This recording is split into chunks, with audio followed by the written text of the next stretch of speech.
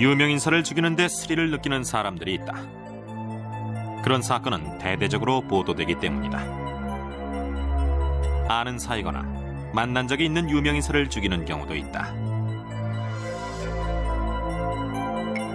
1906년 뉴욕은 메디슨 스퀘어 가든의 극장에서 일어난 충격적인 살인사건 때문에 크게 술렁거렸다.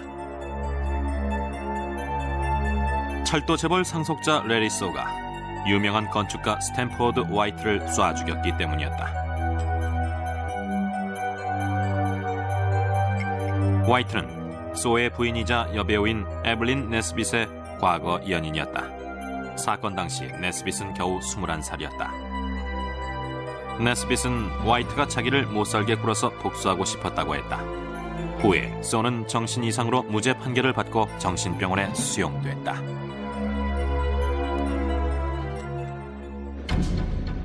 오늘은 유명인사 살인사건 중 3건을 소개한다. 첫 번째 살인범은 비버리 힐즈에 있는 여배우 샤론 테이트의 집에서 집주인과 친구들을 살해했다. 마이애미 맨션의 계단에서 시체로 발견된 패션 디자이너 지아니 베르사체가 두 번째 사건. 세 번째는 극작가 애인을 망치로 때려 죽인 후 자신은 약을 먹고 자살한 사건이다.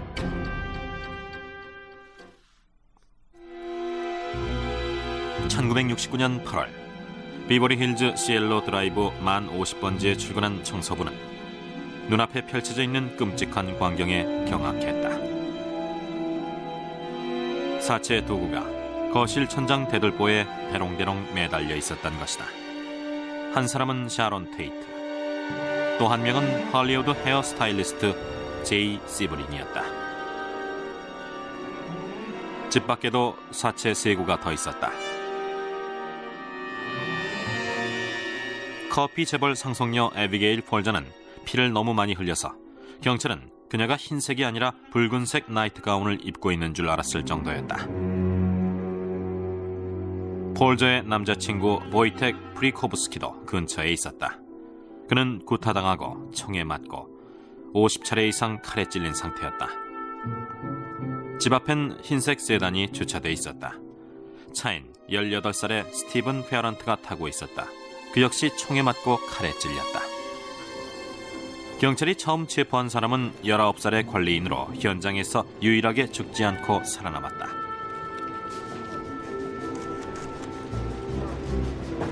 그렇지만 경찰 조사 결과 그는 사건과 아무 관계가 없었다.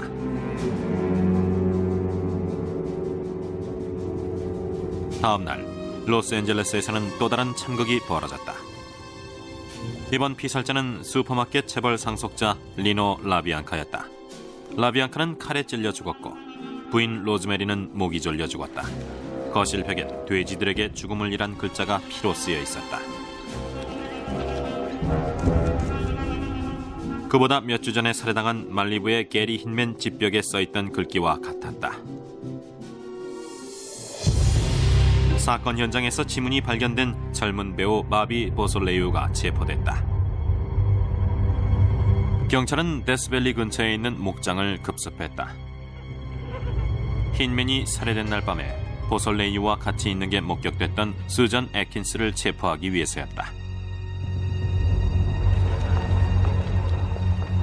21살의 애킨스는 자칭 패밀리라고 하는 그룹 멤버 26명과 함께 체포됐다.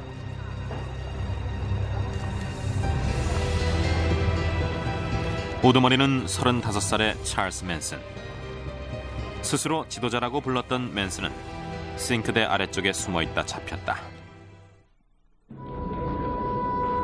당시엔 맨슨을 비롯한 일당과 테이트 라비앙카 피살 사건을 연결지을 단서가 없었다. 그래서 맨슨은 차량 절도로 기소됐다가 풀려났다. 그러나 수전 애킨스는 같은 감옥 동료에게 자기가 최근의 살인사건에 대해서 전부 알고 있노라고 떠버린 덕에 풀려나지 못했다. 경찰은 그동안 찾아 헤매던 단서를 찾았다.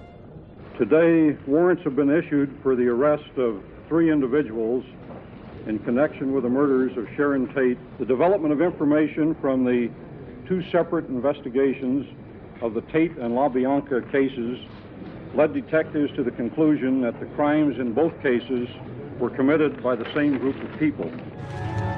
22살의 린다 커세이비언. 커세이비언은 재빨리 증거에 굴복하고 찰스 맨슨이 범행을 주모했다고 털어놨다. 반평생을 교도소에서 보낸 맨슨은 읽고 쓰기도 잘 못했다.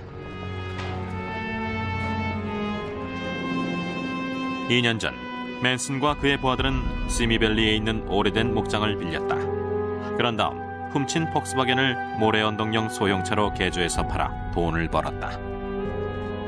그 목장은 81살의 조지 스판 소유였다. 그는 목장 일을 돕는 조건으로 맨슨 일당에게 임대료 없이 목장을 빌려줬다. 8월에 경찰이 도난당한 차들을 찾기 위해 목장을 습격했다. 경찰은 무기고를 찾아냈고 맨슨을 포함한 일당을 1,000원 검거했다. 그러나 체포영장 일자가 잘못 표기돼서 모두 석방시켜야 했다. 하지만 수전 애킨스와 린다 커세이비언이 입을 열기 시작하자 막혔던 숨통이 트였다. 이번엔 영장 발부에 실수가 없었다. 맨슨의 재판은 1970년 6월에 시작돼서 9달 반이나 계속됐다. 재판 동안 맨슨의 정신 상태에 대한 의문이 제기됐다.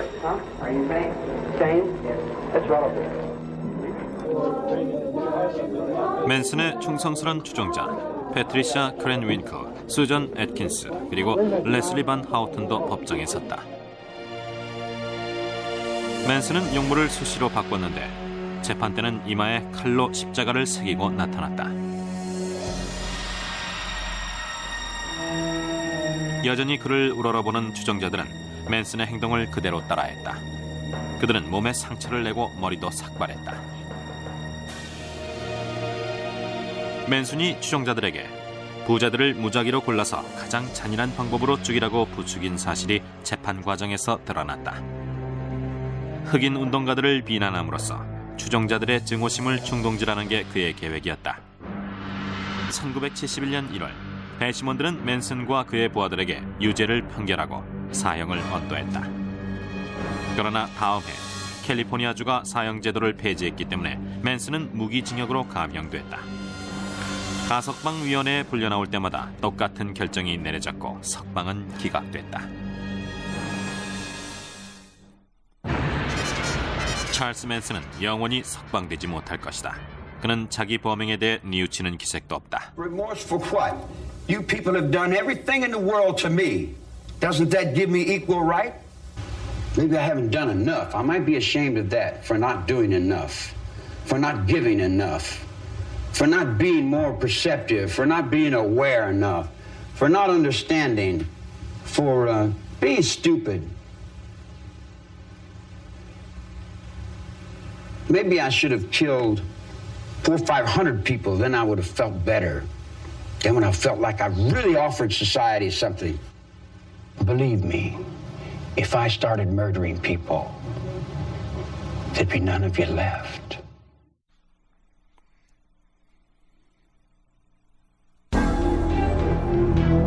찰스 맨슨과 그 추종자들이 로스앤젤레스에서 무자비한 살인 행각을 벌이고 18년 후 마이애미 경찰은 위험하고 약삭빠른 살인범을 쫓고 있었다.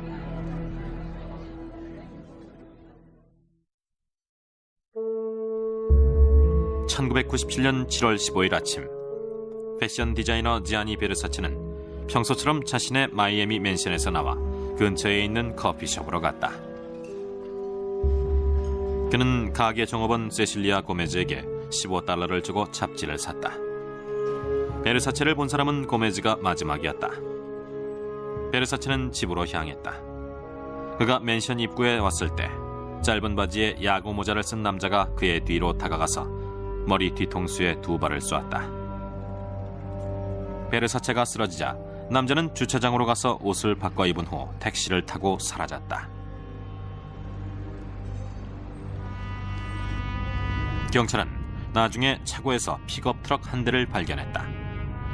차에는 반바지와 야구모자 그리고 앤드루 쿠나난이란 사람의 여권이 남아있었다. 경찰은 즉시 쿠나난을 수배했고 공항도 계속 감시했다. 사건 이틀 전에 쿠나난의 인상착의와 비슷한 남자가 베르사체의 맨션 근처 마이애미 술집에서 목격됐다는 보고가 들어왔다. 그러나 앤드루 쿠나난은 아무데도 없었다.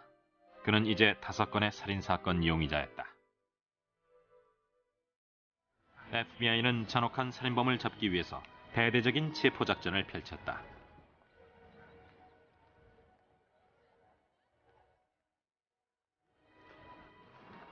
제닛 리노 검찰청장이 사람들에게 도움을 청했다. The FBI is seeking assistance from the public in this investigation for any information relative to the subject's location. If you have any information relating to Cunin, please call your local FBI office. 순식간에 2,500통이나 되는 신고 전화가 접수됐다.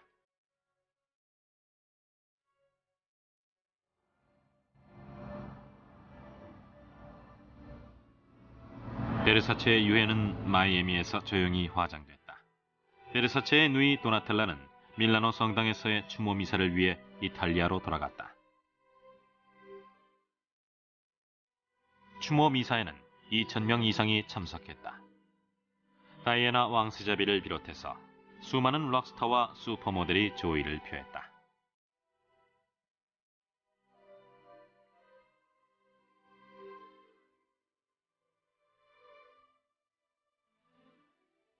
물론 지아니 베르사체도 유명 인사이긴 하지만 그는 쿠나난의 첫 번째 희생자는 아니었다. 쿠나난은 이미 경찰과 FBI 수배자 명단에 올라 있었고 수배 포스터도 미국 전역에 붙어 있었다. 경찰이 이전 보고서만 제대로 검토했더라도 쿠나난이 베르사체를 따라가서 죽이기 전에 체포했을 거란 사실이 드러났다. 7월 초에 쿠나난은 황금동전을 전당포에 잡혔다. 그런 일이 있으면 24시간 이내에 경찰에 보고하도록 법으로 규정돼 있었다. 그러나 쿠나난의 마이애미 호텔 주소가 적힌 서류들은 베르사체가 죽기 전 일주일 동안 경찰서 책상 위에서 잠자고 있었다. 쿠나난은 1997년 4월에 미니애폴리스에서 남성 동성애자 2명을 죽이면서 살인 행각을 시작했다. 며칠 후 그는 시카고에서 개발업자 리 미글린을 쏴서 죽였다. 뉴저지에서는 장례업자 윌리엄 리스의 시신이 발견됐다. 그 후 쿠나난은 마이애미로 이사했다. 베르사체를 죽인 이틀 후 그는 그 지방 의사를 총으로 쏜 혐의를 받았다. One of the witnesses said a white male, mid to late 20s, was seen running from the scene. 수색 지역 범위를 넓혀가던 경찰은 쿠나난이 연례 동성애자 퍼레이드에 참석하기 위해서 고향인 샌디에이고로 돌아갔을지도 모른다고 생각했다. Nothing can mar the success of this event. That we're going to have a really great time and nobody should be worried about things. 7월 23일 마이애미 경찰은 총격 신고를 받자마자 주거용 보트로 달려갔다. 중무장한 기동 타격대가 지상에서 보트로 접근했다. 그리고 다른 팀은 배를 타고 보트를 감시했다. 기동 타격대는 선창으로 최루탄을 던졌다.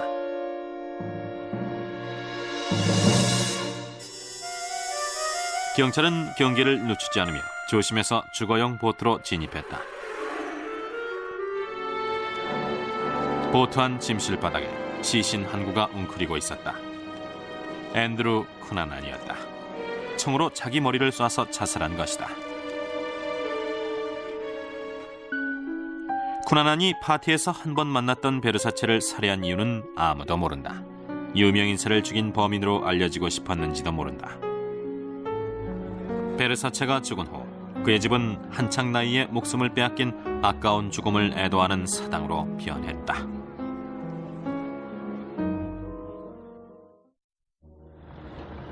1960년대 런던은 활기가 넘치는 도시였다.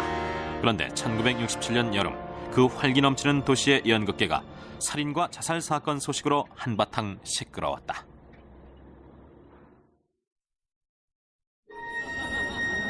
(1967년 8월) 런던 북부에 있는 조용한 이슬링스턴에 경찰과 기자들이 모여들었다. 25번지에 있는 아파트 2층에서 남자 사체 2구가 발견됐기 때문이다. 병리학자는 한 남자가 다른 남자를 죽이고 자신도 자살한 것처럼 보인다고 말했다. 시신들이 아래층으로 옮겨져 안치소로 이송되는 걸 보기 위해 사람들이 모여들었다.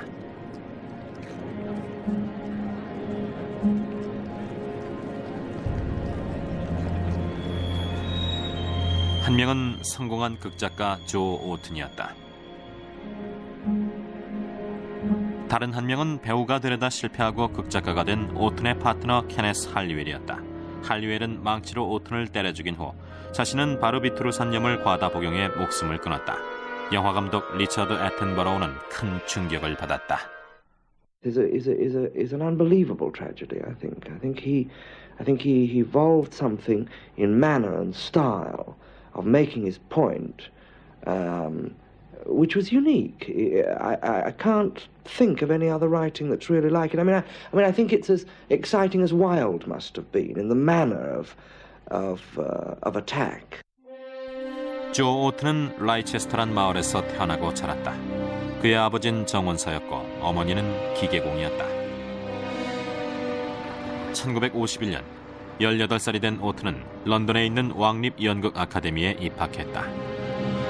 25살의 케네스 할리웰은 조와 같은 학교 학생으로 두 사람은 웨스트 햄스테드의 아파트에서 같이 살았다. 왕립 연극 아카데미를 나온 후 오튼은 캐드버리의 공장에서 초콜릿 운반 작업을 비롯해 다양한 일자리를 거쳤다. 1962년 5월 함께 글쓰기에 힘썼던 오튼과 할리웰은 이슬링턴 도서관에서 72권의 책을 파손한 혐의로 유죄 판결을 받고 6개월 동안 형을 살았다. 그중 한 권이 런던 사회의 사교계 명사였던 레이디 루이샴이 쓴 에티켓 책이었다. 두 사람은 런던의 워무드 스크럽스에 수감돼 그곳에서 교도소 정신과 의사에게 오랜 시간 정신과 치료를 받았다. 그들은 각기 다른 교도소로 보내졌다.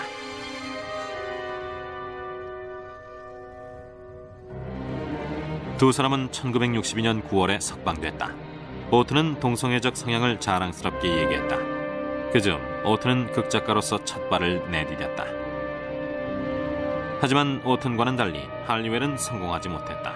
1년 후 그는 손목을 그어서 자살을 기도했다.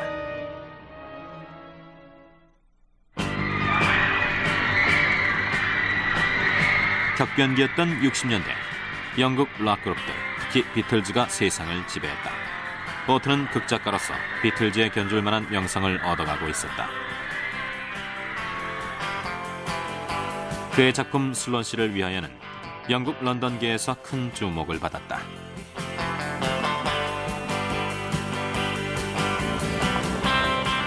그리고 마침내 루트가 대성공을 거두었다.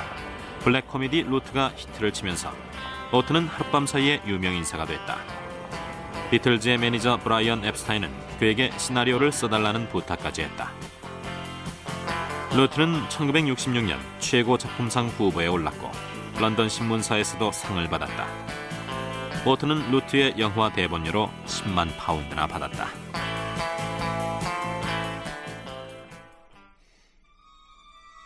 (1967년 5월) 오튼과 할리웰은 2달 동안 휴가를 보내기 위해 모로코의 탕헤로로 떠났다. 오튼이 성적 판타지에 취해 지내는 동안 할리웰은 질투와 분노로 속을 끓이며 약에 절어지랬다. 두 사람은 7월에 집으로 돌아왔다. 오튼은 다시 성공적이고 분주한 연극계 생활에 빠져들었다. 성적으로 문란한 생활도 여전히 이어졌다. 그리고 8월 할리웰은 오튼의 무관심을 더 이상 참지 못하고 망치로 그를 때려 죽였다. 자신은 약을 먹었다.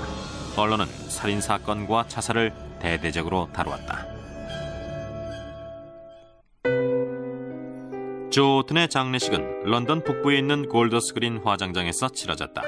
케네스 할리웰은 그 며칠 전에 화장돼 오튼과 함께 뿌려졌다.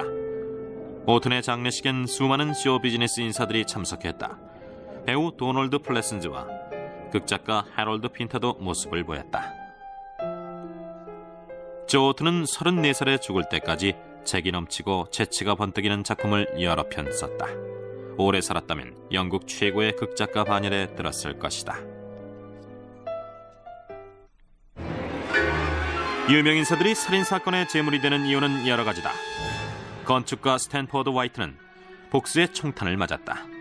찰스 맨슨과 그의 추종자들이 영화배우 샤론 테이트를 죽인 이유는 그녀가 부자였고 유명했기 때문이었다.